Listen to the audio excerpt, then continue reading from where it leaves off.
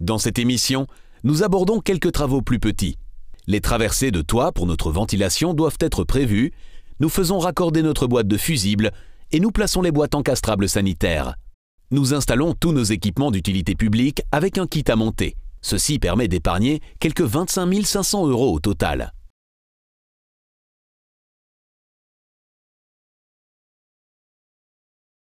Maintenant que la chaudière à condensation et l'unité de ventilation sont installées, nous devons encore prévoir un aspect important, les traversées du toit. Une évacuation pour les gaz de fumée doit être prévue sur la chaudière et pour la ventilation, nous avons besoin d'un point d'expulsion pour l'air vicié et d'un point d'insufflation pour l'air frais. Nous allons prévoir le branchement des systèmes sur l'air extérieur via le toit. Mais si possible, vous pouvez aussi le faire à travers le mur. L'évacuation des gaz de fumée sur la chaudière est la première chose que nous installons. En retirant quelques tuiles et en tâtonnant où se trouvent les chevrons, nous savons où la monter. Le manuel nous apprend comment procéder. Nous commençons par positionner les pièces pour savoir quelle place nous devons prévoir. Nous savons ainsi où scier les lithos sous-jacents. Nous tentons de minimiser le morceau de litho que nous retirons afin de garder un soutien suffisant pour nos tuiles avoisinantes. Si nécessaire, vous suspendez encore une planche en guise de renfort. Via l'ouverture, nous savons où couper le pare-vapeur. Maintenant, nous pouvons monter le point d'évacuation de façon définitive. Dans le haut, le rabat se place sous les tuiles, tandis qu'il doit se placer au-dessus dans le bas. L'eau s'écoule bien sur le rabat sans pénétrer dans le toit. Quand c'est fait, nous coinçons tout au mieux entre les tuiles. Nous insérons un maximum de crochets pour tuiles afin que les tuiles soient solidement fixées. Avec un mastic polymère, nous collons ensuite le côté inférieur. Frottez bien, ainsi le joint est fermé. Ceci évite aussi que les bords se relèvent à cause du vent qui souffle le long du toit. Il ne reste qu'à insérer l'évacuation sur la pièce et à bien contrôler la solidité tout autour. Par ailleurs, nous montons l'évacuation de ventilation. Celle-ci peut être placée proche de l'évacuation des gaz de fumée parce qu'il s'agit d'évacuer l'air vicié dans les deux cas. Bien entendu, nous devons tenir compte des chevrons pour déterminer la position exacte. La méthode de travail est précisément identique. Nous retirons les tuiles et maintenons la pièce en place. Puis nous scions les lithos et renforçons là où cela est nécessaire. Nous traçons et coupons le pare-vapeur là où le tube traverse le toit. Nous ajustons, nous corrigeons et si tout est bon, nous fixons au toit. Puis nous procédons de même pour l'amener de la ventilation. Nous la plaçons 3 mètres plus loin afin que l'air vicié des évacuations ne se mêle pas à notre amenée d'air propre.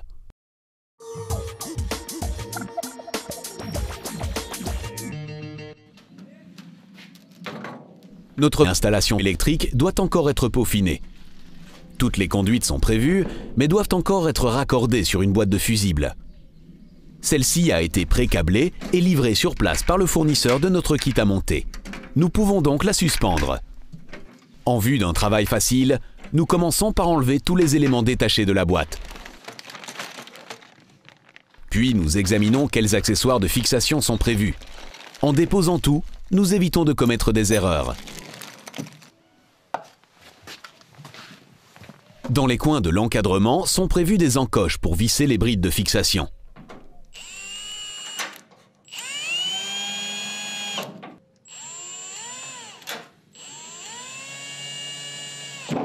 Dès que c'est fait, nous mesurons l'emplacement des trous de fixation. Ceci concerne aussi bien la distance par rapport au dessus de la boîte que l'intervalle des brides. Nous savons où prévoir précisément les vis de suspension.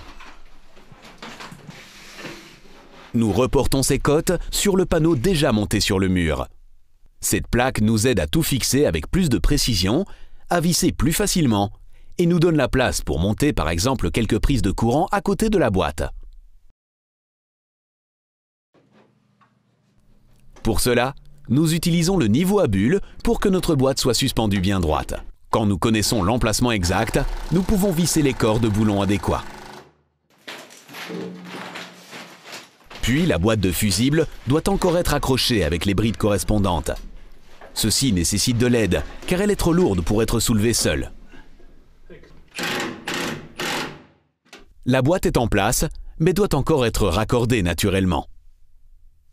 Ceci exige plus de connaissances techniques, donc notre fournisseur vient nous aider.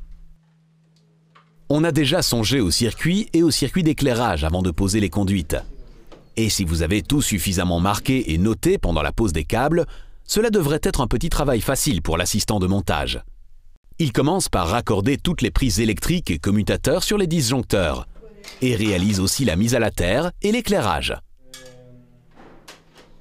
Vous voyez qu'il est important de prévoir une longueur supplémentaire suffisante de vos câbles. Il peut ainsi déterminer lui-même où les raccorder dans la boîte, que ce soit dans le haut ou dans le bas. Comme nous avons une installation technique assez étendue dans la maison en autoconstruction, une petite armoire électrique doit aussi être placée à l'avant de la maison. Ceci est aussi réalisé par l'assistant de montage.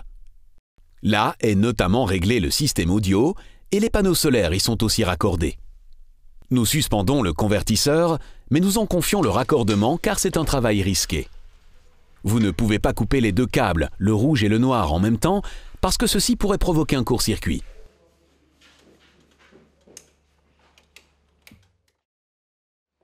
Le courant des panneaux solaires et du réseau ordinaire est réuni dans la boîte par un disjoncteur automatique et envoyé vers le reste de l'installation. Si vous ne prévoyez pas ce lien intermédiaire, le système risque de connaître des problèmes à cause d'un trop grand apport de courant. Tout est branché et l'installation est prête pour le contrôle technique ultérieur.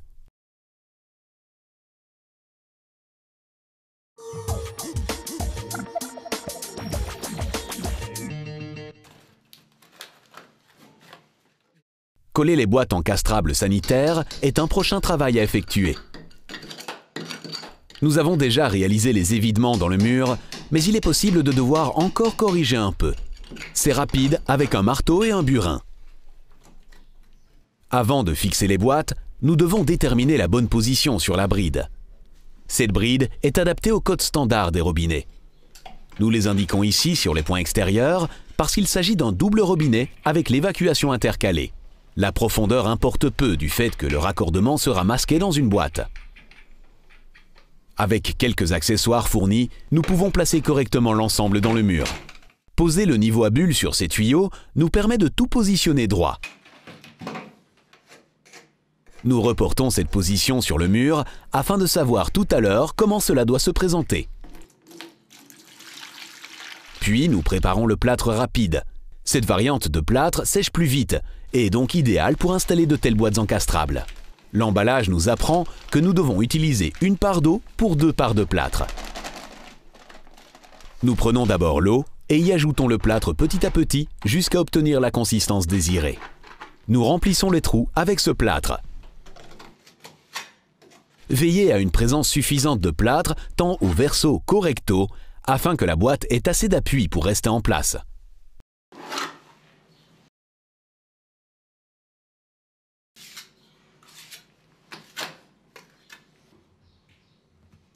Nous le poussons dans le trou et le positionnons selon notre ligne de référence tracée.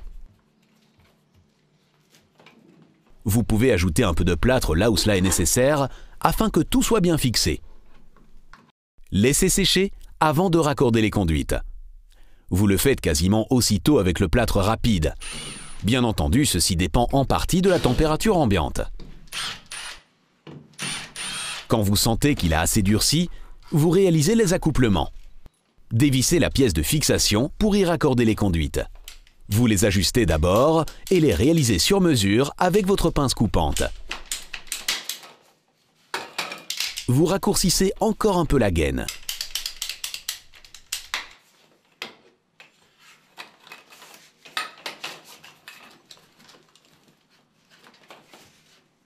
Puis nous tentons de plier le tube aussi tendu que possible avec notre ressort de pliage pour qu'il reste bien dans l'ouverture. Si nécessaire, vous ajoutez un peu de longueur et n'oubliez pas de bien arrondir l'extrémité avec l'outil de calibrage.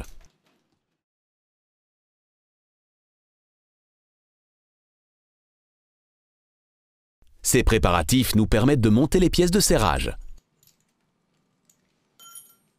Insérez les éléments dans la séquence correcte par-delà l'extrémité du tube et serrez-les déjà à la main.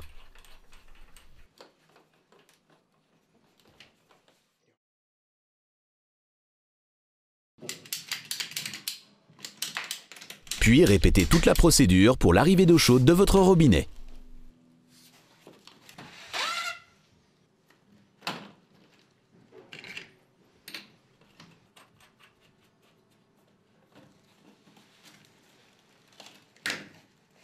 Ce n'est pas difficile en principe, donc vous pouvez le faire. Soignez simplement les détails pour que le raccordement soit bien étanche.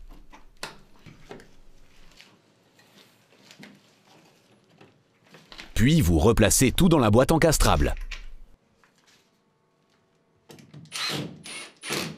Vous revissez la plaque et fermez la partie inférieure.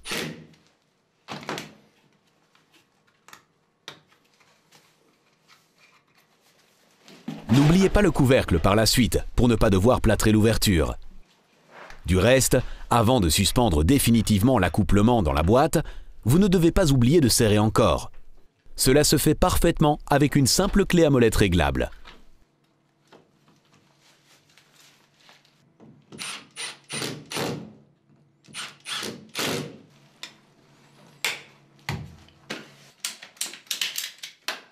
Faites-le maintenant pour tous les raccordements sanitaires. Si vous savez quel robinet et quelle finition murale sont prévus plus tard, vous connaissez le bon intervalle et la profondeur d'encastrement à utiliser.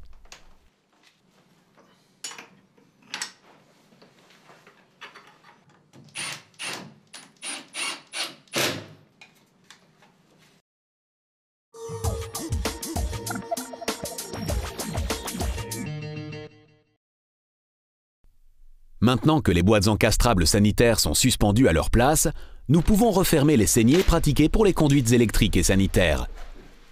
Au rez-de-chaussée, nous devons avoir une attention spéciale pour la retenue d'eau. Elle évite que l'humidité ascensionnelle attaque vos murs. Elle a été interrompue pour placer vos conduites, donc nous devons veiller à la réparer de façon correcte. Juste au-dessus de la retenue d'eau, nous devons donc utiliser un remplissage qui n'est pas perméable à l'eau. Un mortier insensible à l'humidité et qui ne restitue pas l'eau est dès lors préconisé. En principe, du ciment avec du sable ou un mortier ciment préparé est suffisant. Pour plus de certitude, vous pouvez verser un additif à votre mortier, ce qui le rend particulièrement étanche à l'eau.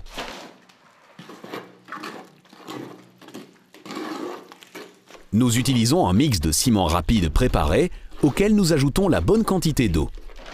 Comme il durcit vite, il est idéal pour ce travail. Mais ne le préparez pas trop coulant pour qu'il ne se tasse pas trop.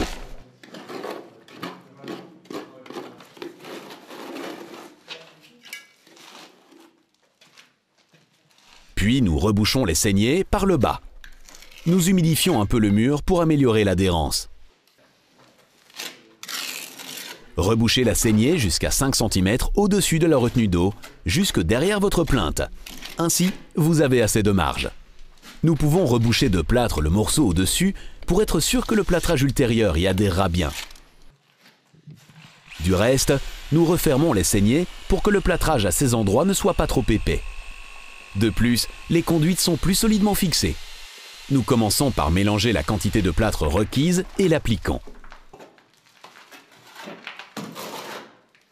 Veillez à ce que votre ciment ait déjà un peu séché avant de le faire, afin que le poids du plâtre ne fasse pas descendre. Cela ne dure pas trop longtemps avec notre ciment à prise rapide. Il supporte une charge après à peine une demi-heure.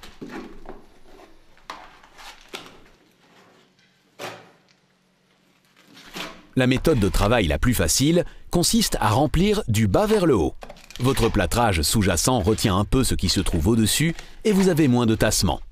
De cette manière, vous remplissez les évidements complets jusque contre les boîtes. Lissez le plâtre excédentaire.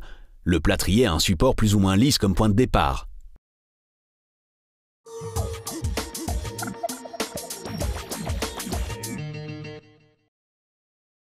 Enfin, nous contrôlons notre conduite de gaz.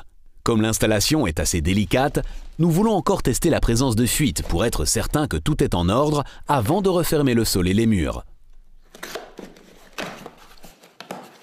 Nous pouvons aisément effectuer ce test intermédiaire. Nous empruntons le matériel requis chez le fournisseur du kit à monter et suivons le manuel. Après avoir contrôlé tous les accessoires, nous commençons le montage de l'instrument de mesure. Pour cela, nous devons d'abord enlever une partie du manteau jaune. C'est facile avec un couteau.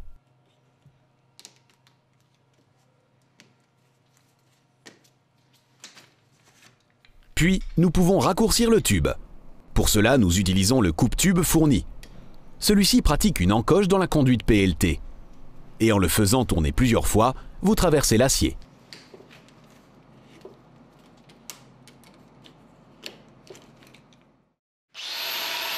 Nous enlevons encore les bavures avec une meule afin de commencer à partir d'une extrémité lisse.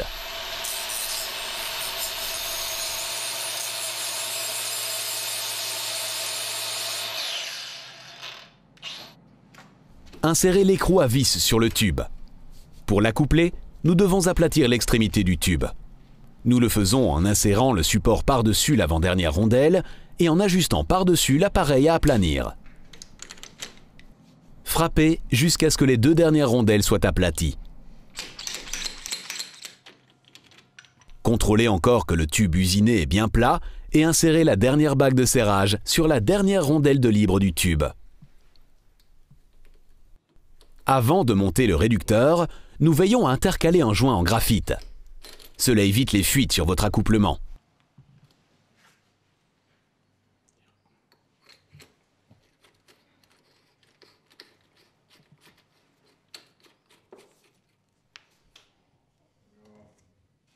Tous les assemblages filetés, par contre, doivent encore être pourvus d'un filet d'étanchéité, afin que le raccordement soit exempt de fuite. Puis, nous y insérons un raccord en T.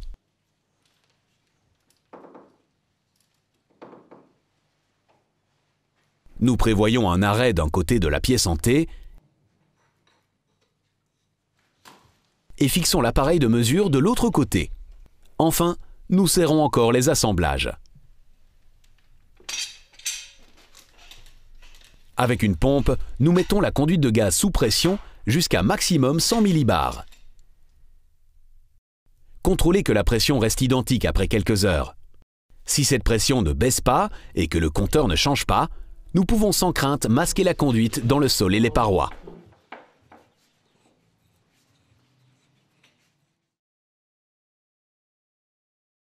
En plaçant nos équipements d'utilité publique avec un kit à monter, nous économisons quelques 25 500 €. Nous attendons que l'installation soit complètement achevée pour ajouter ceci à notre montant. Le montant économisé reste donc provisoirement de 57 390 €.